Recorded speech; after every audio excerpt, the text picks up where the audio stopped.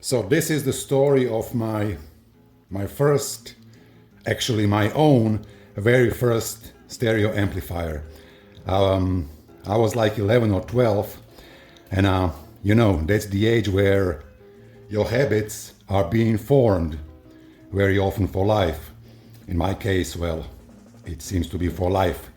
So my dad had a hi-fi system, my uncle too.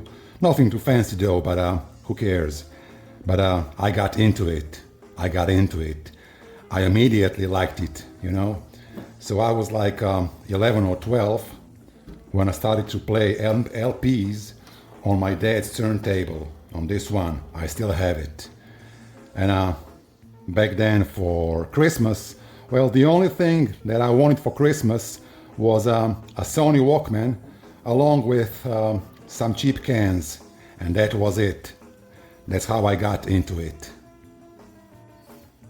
So anyway, a couple of years later, at the age of say 15 or 16, well, not just me, my friends from school and the hood, we were all more or less interested in three things. So, number one, something like this, chicks. Number two, music, something like this. Say, this,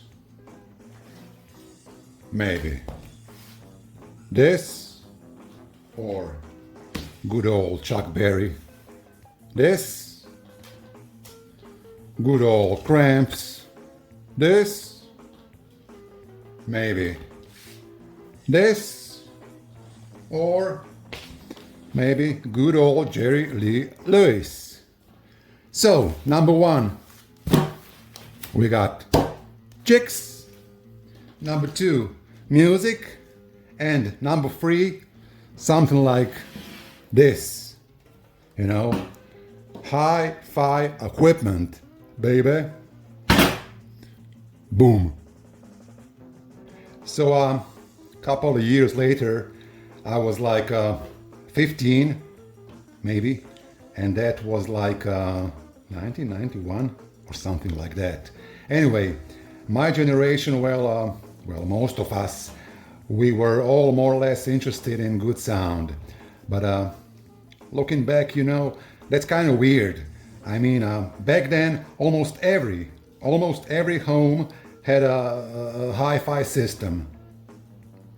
That was a mainstream, and there were only maybe up to say 50 audio brands on earth, or more, doesn't matter. But today you got probably more than like 1,000 audio brands, cables included, but only a small group of people is actually interested in hi-fi. That's kind of weird, huh? So hi-fi definitely is no longer a mainstream, and well, smartphones and headphones are, and that's okay. Why the hell not? I mean, as long as you're listening to music and enjoying it and really digging it, what the heck, that's fine by me. But back then, Technics was it. Technics was the thing, the real deal. Well, at least we thought so. But I had no money, I was in school, so I couldn't afford to buy anything from the Technics catalog. So anyway, a year or maybe two later, I was in high school, had no money of course, but I did save some money and I bought this amp, second hand of course, well, and so this is my own very first stereo amplifier. I was in heaven, that was it, the top of the world. So a couple of decades later, today I know, well, actually I've been aware of this for quite some time.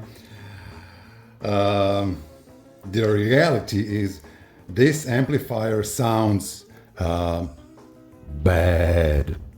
Bad. It's crap. Crap. It sounds like crap. The sound is the sound is too warm. It's not even too warm. It's actually dark. Darkness, my friend. Darkness. You know, the sound is dark. It's blurry. Blurry. The dynamics are very bad. It's got no life. And timing, timing is an important aspect of sound reproduction. Well, the timing is very, very slow. So the sound in general is boring. It's got no life, no resolution. The sound is awful. Read my lips. Awful. But however, this amp is still here, and I have no intention to sell it. I still have it, and by the way, I'm not sure if I could sell it for more than like 10 or 20 bucks today. But never mind, it's still here. I still have it. It's still here with me. Why? Well, because this one is a nice nostalgic reminder of my high school days, you know. So yeah, that's my story. Thank you. And subscribe. Ciao.